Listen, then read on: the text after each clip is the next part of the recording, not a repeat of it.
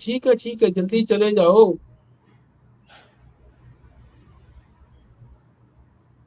उन्होंने आज ऐसे ऐसे ऐसे लग रहे हैं। तो ये जो ऊपर का आवरण है उसी को ही वो बांके बिहारी जी मान रहे हैं।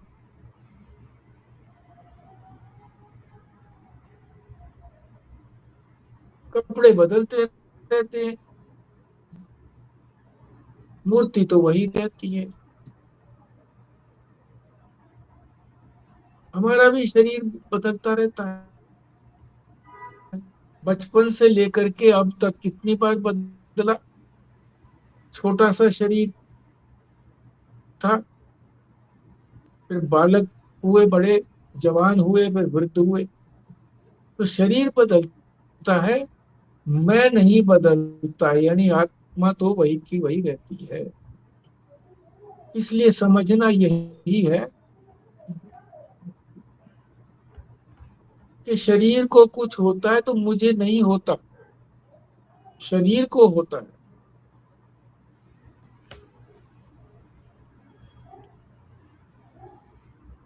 अपने आप को उससे अलग समझना है। व्यवहार के लिए ठीक है, उसको उपयोग में लाना है, पर अंदर में समझना ये है कि ये मैं नहीं हूँ। चाहे थोड़ी देर के लिए ही समझें हम, थोड़ी देर के लिए हम अपने आप को उससे अलग समझ लें, तो हमारी जो बंधन की डोर है वो ढीली हो जाती है। अभी हम पक्के रूप से बंधे हुए हैं कि यही मैं हूँ, और थोड़ी देर के लिए भी हमने समझ लिया कि ना, वो ढीला पड़ जाता है। और बार बार अगर हम इसको इसी तरह से समझते रहेंगे कि हम इससे अलग हैं, अधिक काल तक हम अपने आप को अलग कर पाएंगे, तो फिर निश्चय हो जाएगा कि वास्तव में मैं अलग हूं ही। व्यवहार के लिए कुछ समय के लिए जुड़ जाता हूँ, पर फिर भी मैं समझता रहता हूँ कि मैं इससे अलग हूँ। अन्नमय कोश के बाद दूसरा जो ढांपे हुए है, खोल चढ़ा हुआ है, वो है प्राणमय कोश। जितनी भी कोई क्रियाएं होती है वो प्राण से होती है। चाहे आंख झपकना भी है, वो भी जब हमारी प्राणवायु बलवान होगी तभी आंख के पलक को झपक सकते हैं, नहीं तो नहीं। कोई भी क्रिया, तो ये छोटी से छोटी क्रिया बता दी। और जो क्रियाएं हैं, चलना है, ज्ञान भी करना है, बुद्धि से करना है, तो बुद्धि जो है चलेगी ना, बुद्धि समझेगी। तो क्रियाशीलता है इसके अंदर। तो जितनी भी क्रियाएं होती हैं, ज्ञान की क्रिया हो और कर्म की क्रिया हो, मुख्य रूप से तो कर्म की क्रिया को ही कहा जाता है। तो इसके अंदर प्राण भी है और कर्मेंद्रियां भी हैं। जो हमारी पांच कर्मेंद्रियां हैं, हाथ पैर गुदा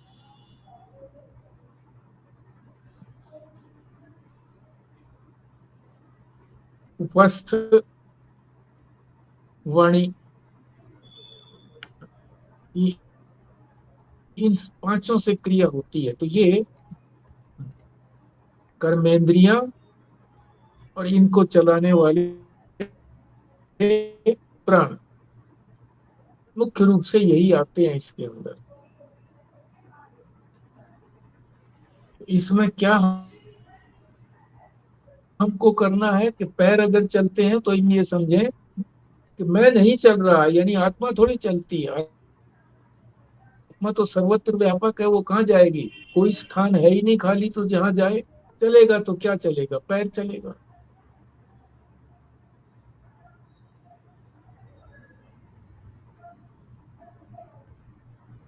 मैं कर रहा हूँ, हाथ कर रहे हैं। जिस भी अंग से कोई क्रिया हम कर रहे हैं, तो ये समझें कि ये इन अंगों की क्रिया हो रही है, मैं नहीं कर रहा। मैं क्रिया के साथ नहीं जुड़ा हुआ हूँ, इसलिए मैं प्राण से अलग हूँ।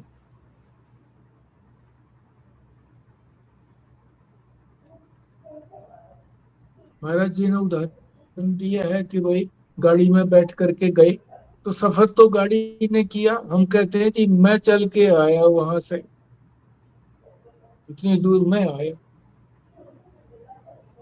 हमने तो कुछ किया नहीं, बैठे रहे। तीसरा है मनोमय कोश, जिसमें मन की प्रधानता है, और मन के साथ जो है वो ज्ञानेंद्रियों को भी ले लो। जो भी कुछ जाना जाता है,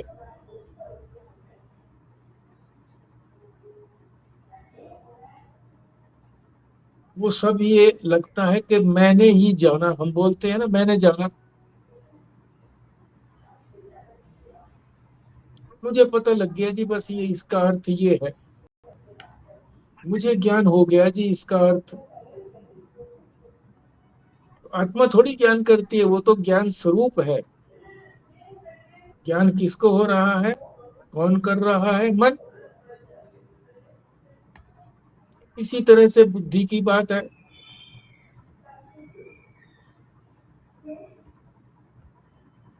बुद्धि से जो निश्चय किया जाता है कि ये भोग मैंने किया, मुख्य रूप से भोग के लिए यहाँ पर कहा गया है बुद्धि को, कि बुद्धि भोग करती है, तो इसी को विज्ञान में कोश कहते हैं। विज्ञान कहते हैं अनुभव को। भोग मैंने नहीं किया, भोजन स्वाद लगा तो मैंने ये नहीं कहना कि मैंने, मुझे स्वाद लगा, जिव्या को स्वाद लगा, मैं तो आत्मा अलग है। फिर इसी तरह से आनंदमय कोश की बात बताई। गहरी नींद के अंदर हम कहते हैं कि मैं सोया,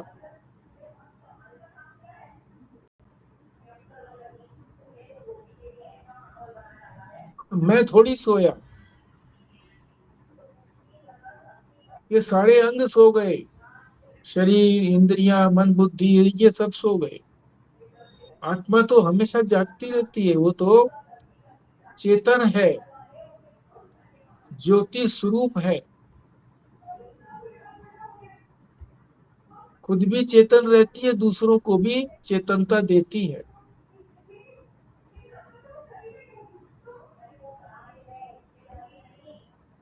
तो ये पांच कोष जो है हमारी आत्मा को ढके हुए हैं, स्वात्मा को। महाराज जी ने उदाहरण दिया है, जैसे पहले हम बनियान पहनते हैं, फिर उसके ऊपर शर्ट पहनी, फिर स्वेटर पहना, फिर उसके ऊपर जैकेट पहनी, फिर कोट पहन लिया। ये पांच आवरण हो गए। इसी तरह से आत्मा के ऊपर पांच आवरण चढ़े हुए। आत्मा दिखता नहीं है।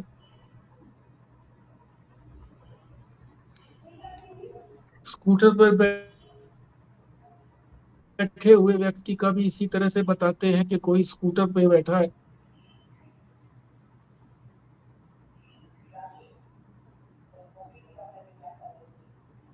उसने हेलमेट पहना हुआ है, हेलमेट के आगे भी शीशा लगा होता है।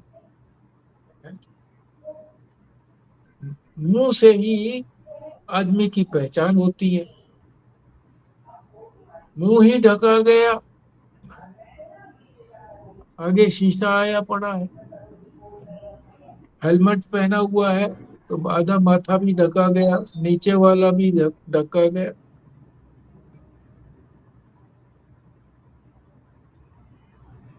तो पहचाना नहीं जाता। जब वो हेलमेट उतारता है फिर कहते हैं अरे अच्छा तुम थे, पहचान में नहीं आए।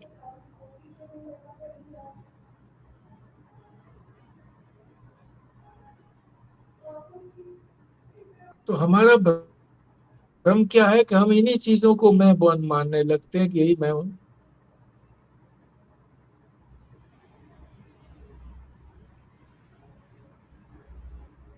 स्वामी राम तीर्थ जब वो विदेश में गए तो उन्होंने अपनी आत्मा की पहचान बड़े विलक्षण ढंग से की। एडवर्टाइजमेंट निकाला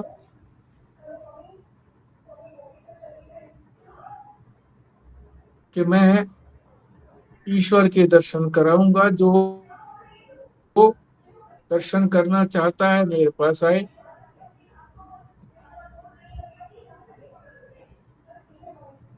तो एक व्यक्ति आया उनके पास कि मुझे बताओ, मुझे दर्शन कराओ। तो स्वामी जी ने उनसे प्रश्न पूछा, तुम कौन हो? भगवान जो है दर्शन तो तभी कराऊंगा जब भगवान तो ये कहे पूछेंगे ना, वे कौन आया है दर्शन करने के लिए, तो तुम अपना कौन बताओ, कौन हो तुम?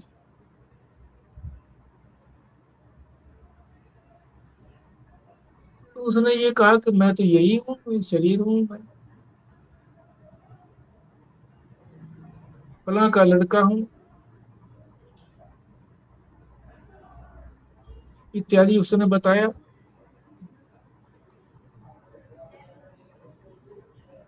कहाँ रहते हो? उस मकान में रहता हूँ।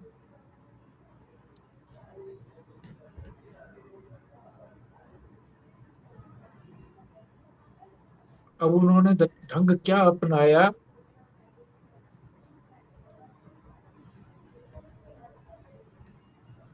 कि ईश्वर ऐसे दर्शन नहीं देते हैं, पहले ईश्वर को प्रणाम करो। हमारे यहाँ नियम है कि जिससे कुछ पाना हो, प्राप्त करना हो, उसको प्रणाम करना चाहिए। उसने प्रणाम किया और स्वामी जी ने जोर से उसके ऊपर मुक्का मारा, वो तिल मिलाने लगा दर्द से। तो वो कहने लगा, आप तो मुझे वो भगवान दिखा रहे थे, अब तो आपने मुझे दुख दे दिया। बोले बताओ कहाँ है दुख, दिखाओ तो सही।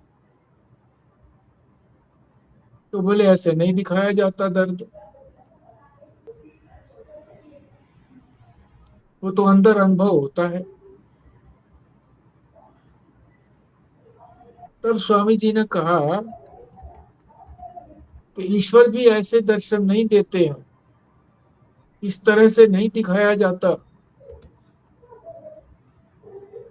तुमको मालूम हो रहा है ना, इसी तरह से तुमको भी मालूम पड़ेगा। दर्द का मालूम तुमको हो रहा है, मुझे तो नहीं हो रहा, तुमको हो रहा है। इसी तरह से तुम ही परमात्मा का अनुभव करोगे, ईश्वर का अनुभव करोगे। कैसे करोगे? बुद्धि की आंख से करोगे। बुद्धि की आंख जो शोधित होगी और एकाग्र होगी कि मैंने तो उसी के दर्शन करने हैं। एकाग्रता और पवित्रता, तब होगा दर्शन।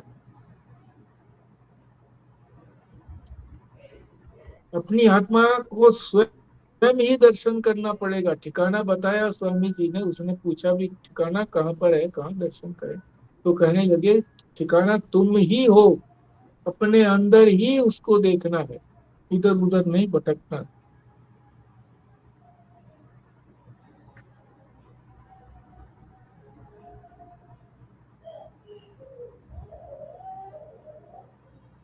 कई बार शंका होती है कि आदमी तो ढक गया,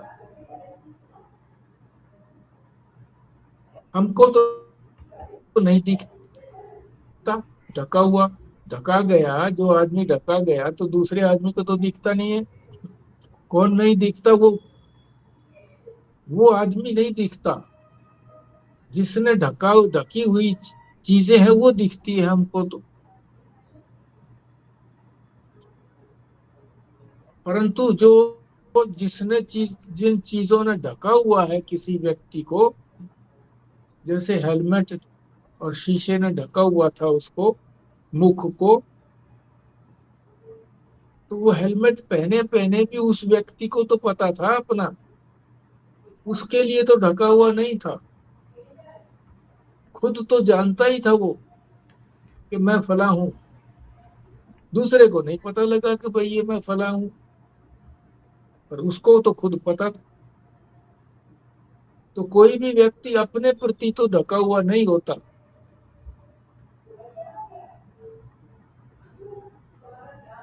ये किसी ने शंका करी कि हमें तो पता होना चाहिए अपना, तो ठीक है दूसरे को ना पता लगे, हम तो इनसे ढके हुए नहीं है कोशों से। तो फिर उसका उत्तर क्या देते हैं?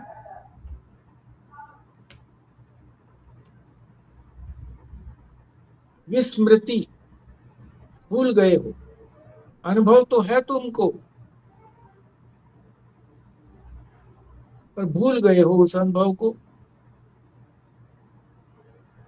अनुभव जब भूल जाता है तभी तो उसको याद किया जाता है।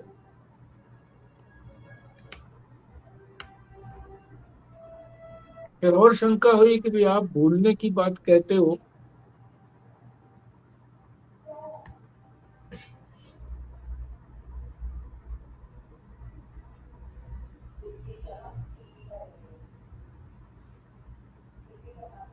तो क्या पता जब फिर जान लेंगे अपनी आत्मा को तो फिर भूल जाएंगे।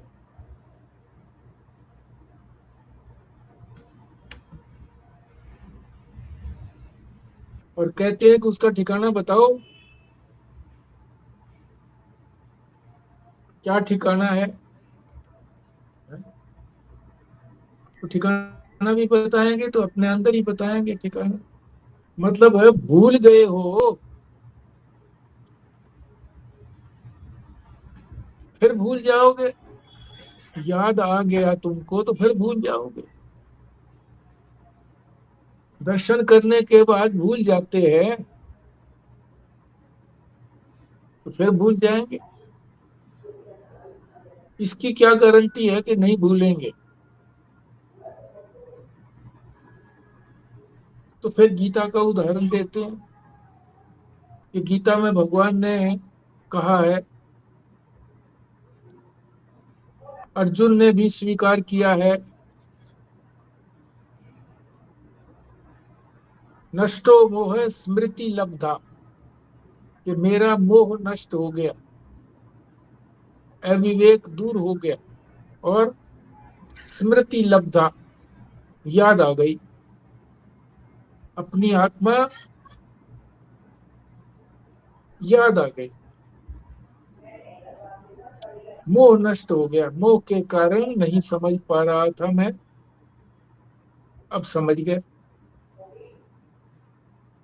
तो वहां भी स्मृति शब्द का प्रयोग किया है, गीता में भी। उपनिषद में जो है वो ज्ञान का प्रयोग किया है, शब्द का ज्ञान। ज्ञान के अर्थ में इस विस्मृति को कहा गया है कि विस्मृति जो है वो ज्ञान के अर्थ में है।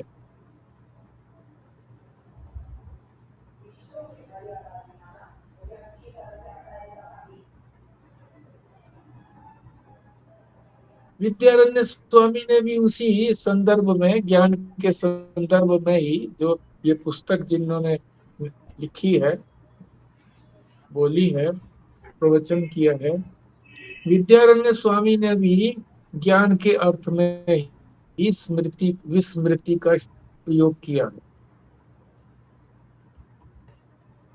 फिर उदाहरण से भी समझाते हैं।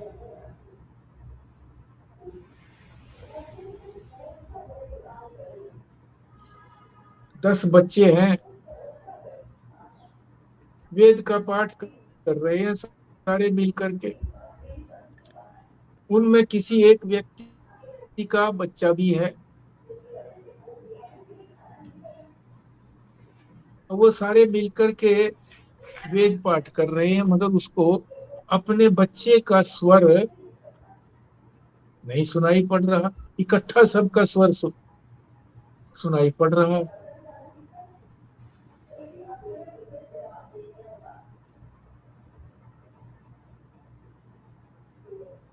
क्यों नहीं सुनाई पड़ रहा? क्योंकि सबके साथ वो मिल गया है, उसका स्वर सबके साथ मिल गया है, इसलिए अलग से नहीं सुनाई पड़ता।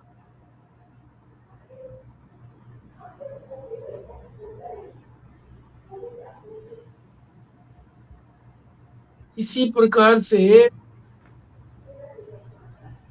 हम भी, यानी अपनी आत्मा के साथ जो इतनी सारी चीजें मिल जाती हैं, पांच कोष मिल गए, उनको अपना मान लिया, ब्राह्मण क्षत्रिय आदि मान लिया, इस देश का रहने वाला मान लिया, माता पिता मान लिया, पता नहीं कितने आवरण हैं, वो सारे ढके हुए हैं। अलग से हमने नहीं देखा, अपनी आत्मा को अलग से नहीं समझा।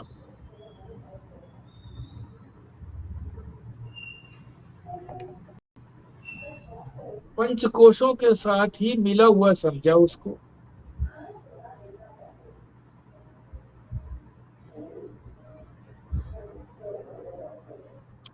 इस शरीर आदि से, प्राण आदि से, मन आदि से, बुद्धि आदि से, सुषुप्ति आदि से जब हम इसको अलग समझेंगे,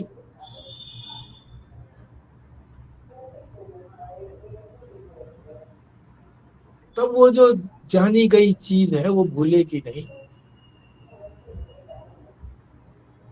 जब हम किसी व्यक्ति को घर पे अच्छी प्रकार से देख लेते हैं, उसके शरीर को, तो फिर कैसी ही पोशाक पहने वो, तो हम ये कहते हैं अरे आज तो बढ़िया पोशाक पहनी हुई है।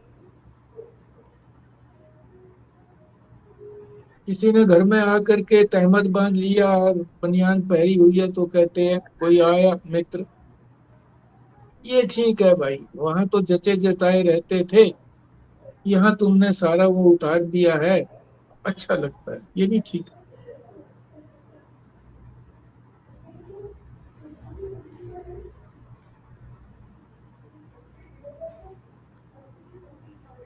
तो विस्मृति शब्द का प्रयोग जो भूलने के लिए किया था, कि भूल जाते हैं, उसके स्थान पर ज्ञान का प्रयोग करना चाहिए।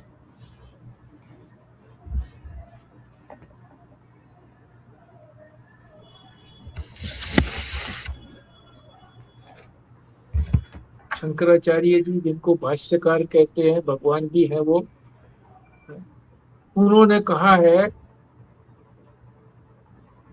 राहु ग्रस्त आदि, राहु ग्रस्त दिवाकर इंदु, दिवाकरेंदु सदृशो माया समाच्छादात नाथ। यानी राहु सूर्य को ढक लेता है, दिवाकर को,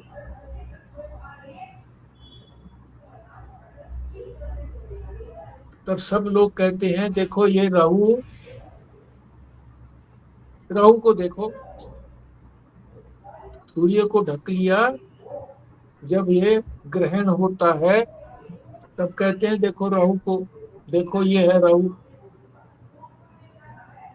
क्यों कहते हैं उस समय में? क्योंकि और किसी समय वो दिखाई देता ही नहीं है। राहु और केतु, ये दो जो ऐसे ग्रह हैं, और किसी समय में नहीं दिखाई देते, जब ग्रहण होता है तब दिखाई देते हैं।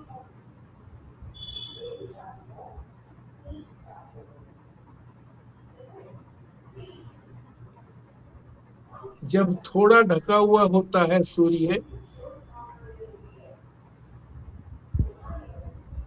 तो उसमें से कुछ प्रकाश भी, जो सूर्य का प्रकाश है, वो कुछ किरणें उसकी बाहर भी निकलती हुई मालूम पड़ती हैं, अगर ध्यान से देखेंगे उस समय में, ग्रहण के समय में,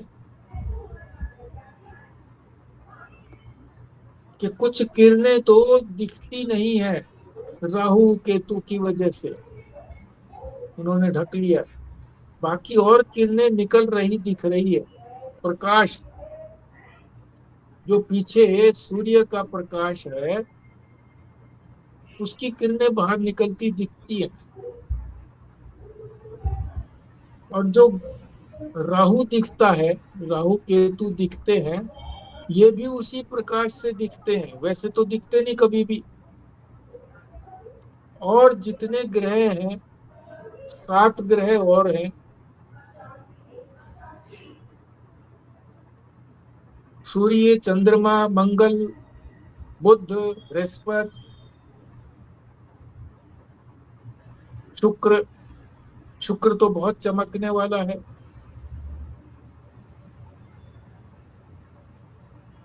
ये जो दोनों है राहु और केतु, दो ये हो गए, इसीलिए नवग्रह कहते हैं। 9 ग्रह मिल गए जी, उसके इतने ग्रह मिल गए जी, लड़की और लड़के के।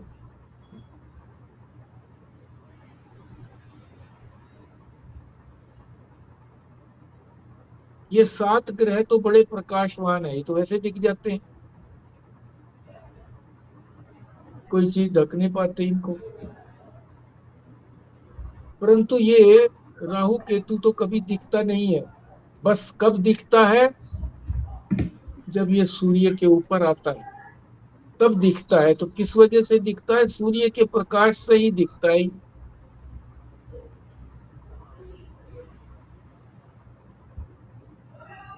सूर्य की रोशनी ही इसको प्रकाशित करती है, तब दिखता है। ये नहीं तो वैसे दिखता ही नहीं है।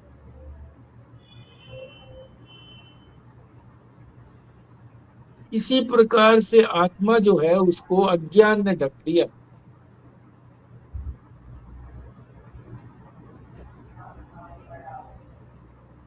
पर कैसे पता लगा हमें कि भी हमको अज्ञान है?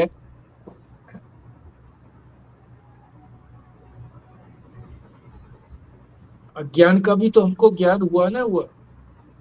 हमने जाना कि हमको अज्ञान है, हम नहीं जानते। ये भी तो जाना हमने। जानना ही तो ज्ञान है।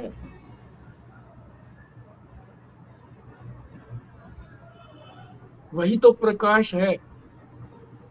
आत्मा के प्रकाश से ही जाना, ज्ञान के प्रकाश से ही जाना अज्ञान को।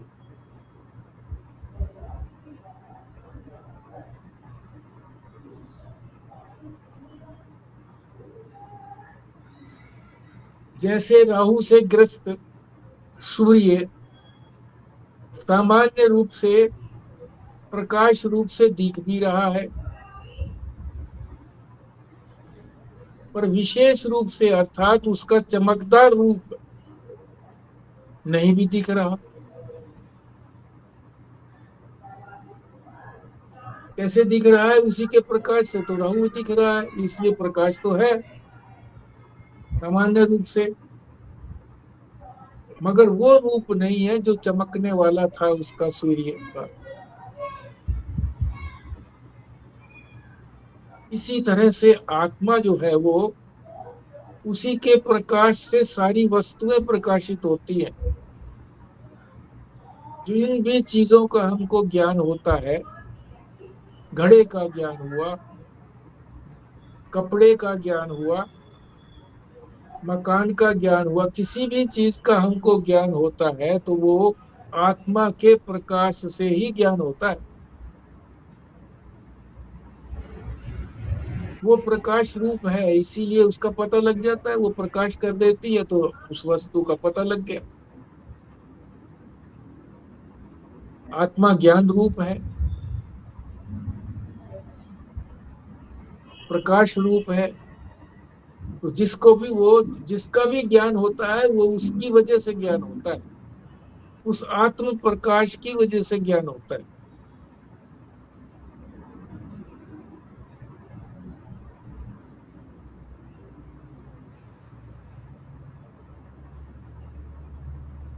गहरी नींद से जब सवेरे उठते हैं, कहते हैं हमें कुछ भी ज्ञान नहीं था। कुछ भी ज्ञान नहीं था तो उस चीज का तो ज्ञान था कि हमें कुछ भी ज्ञान नहीं था। कुछ भी का भी तो ज्ञान था हमको कि कुछ भी ज्ञान नहीं था, इस बात का ज्ञान तो था ना। उस समय भी था।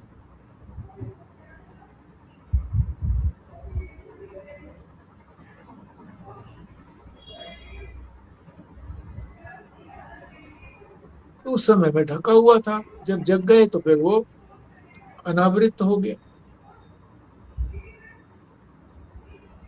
तो विद्यारण्य स्वामी जी ने भी विस्मृति शब्द का जो प्रयोग किया है, वो ज्ञान रूप में ही किया है, विस्मृति।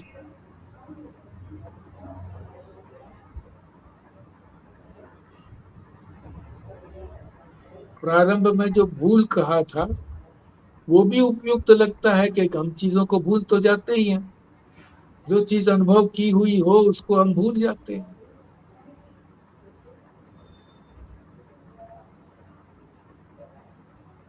हमने किसी को कई बार देखा है, किसी व्यक्ति को, मगर जिस रंग ढंग से हमने उसको देखा है, वो दूसरे रंग ढंग में अगर हमारे सामने आता है, तो हम कहते हैं मुझे पता ही नहीं लगा कि ये कौन है। इसका मतलब पहले जानते थे ना, तभी तो कहा कि नहीं जानते हैं हम इसको। बिल्कुल अज्ञात नहीं था। इसी तरह से आत्मा भी बिल्कुल अज्ञात नहीं है,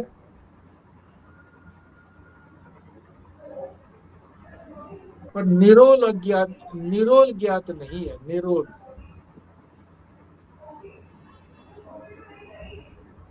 इन पंचकोशों के मिले जुले रूप से जानते हैं हम अपनी आत्मा को। पंचकोश में सारे लगा लो आप। अन्नमय यानी शरीर को हम अपना मैं मानते हैं। जो क्रियाएं होती हैं प्राण से, उनको अपनी क्रियाएं मानते हैं। मन से जो कुछ भी हमें पता लगता है, जानते हैं, कहते हैं मैंने जाना।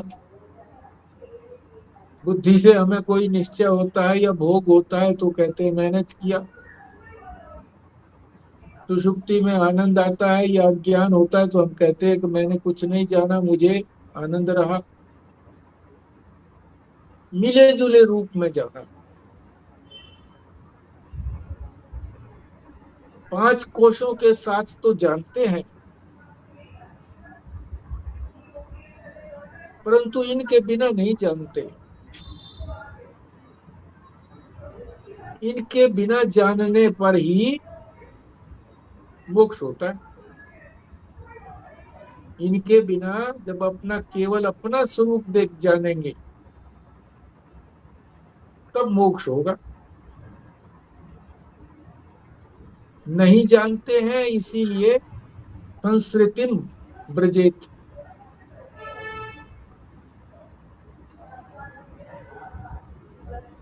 इस जन्म मरण के चक्र में चलते रहते हैं। जानते हुए भी नहीं जानते हैं। जानते तो हैं, पर इनसे रहित नहीं जानते, पांच कोशों से रहित। तो यही जो है इस श्लोक के अंदर बताया गया है कि ये पांच कोश हैं, ये ढकते हैं। अपने आप को सब जानते हैं, कौन नहीं जानता, मगर ढके होने से हम इनको मिले जुल रूप में जानते हैं। अपने लड़के को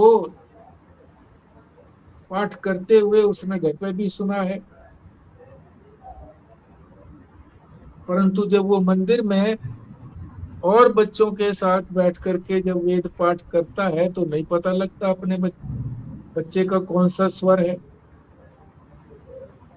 उन सबको चुप करा करके अगर अपने बच्चे का वहीं पर पाठ कराया जाए तो पता लग जाएगा। इसी तरह से इन पांच कोशों से अपने आप को अलग समझ करके हम इस जन्म मरण के चक्र से छूट सकते हैं। मोक्ष की प्राप्ति हो सकती है, और मोक्ष की प्राप्ति होने पर किसी अन्य चीज की प्राप्ति की आशा नहीं रहती है। वस्तुतः तो वो वस्तु हमको अब भी प्राप्त है, पर वो प्राप्ति हमें मिले जुले रूप से प्राप्ति है, उसको अलग करके समझने की आवश्यकता है।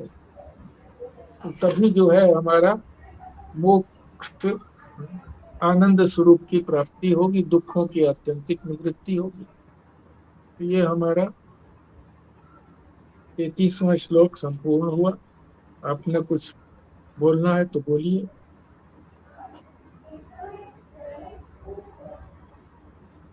मिला जुला जो आपने बोला है व्यास जी, हाँ वो जी। ये पांचों कोशों से हो गया है ना, हाँ जी। जिसमें सबसे पहले आया ये शरीर स्थूल शरीर। या हाँ जी। हाँ स्थूल जी। शरीर। और तो स्थूल शरीर में मन भी आ गया, बुद्धि भी आ गई, इंद्रियां जो है आ गई 10, ये सब आ गए ना जी। नहीं, स्थूल शरीर का अलग खोल है, सबके खोल अलग अलग है। प्राणमय के अलग है। प्राण जो है वो तो शक्ति है एक प्रकार से, क्रिया।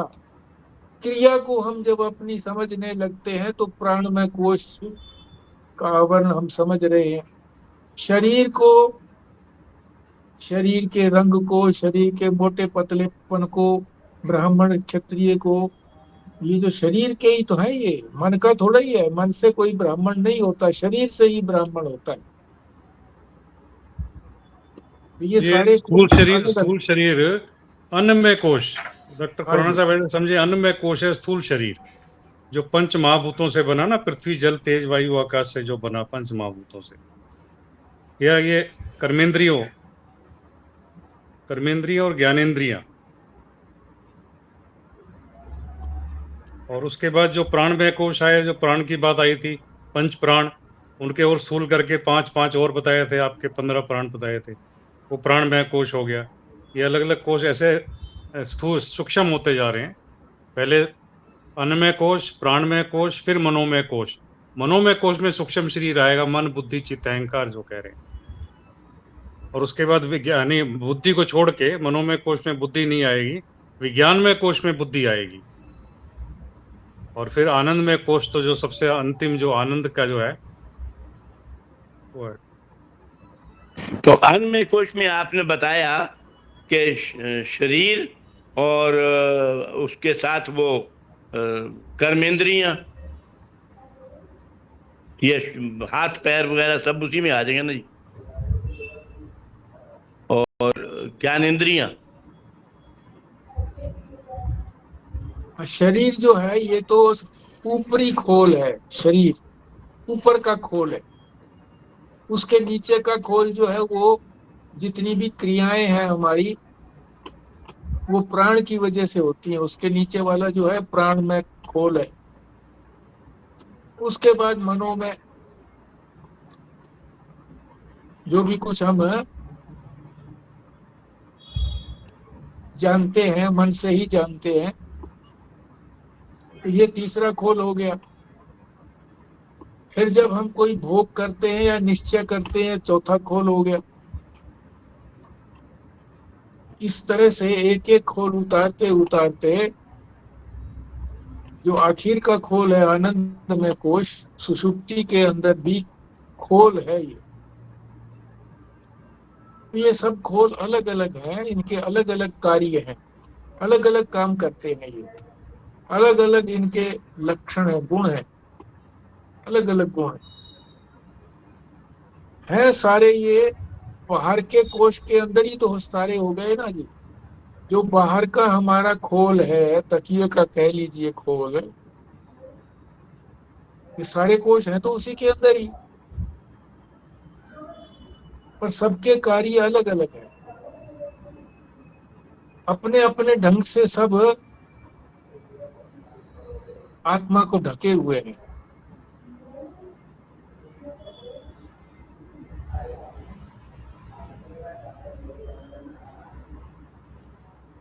स्पष्ट हो गया जी खुराना साहब।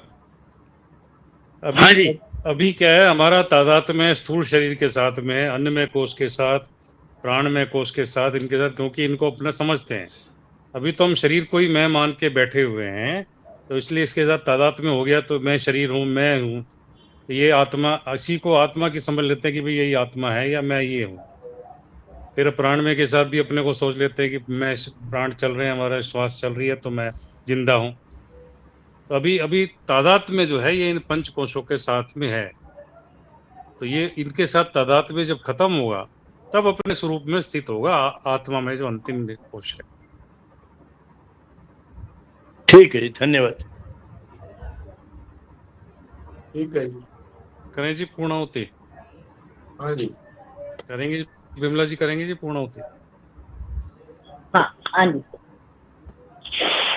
ओम पूर्णमदः पूर्णमिदं पूर्णात् पूर्णमुदच्यते पूर्णस्य पूर्णमादाय पूर्णमेवावशिष्यते। ओम शांतिः शांतिः शांतिः। नारायण नारायण नारायण नारायण। नारायण। नारायण।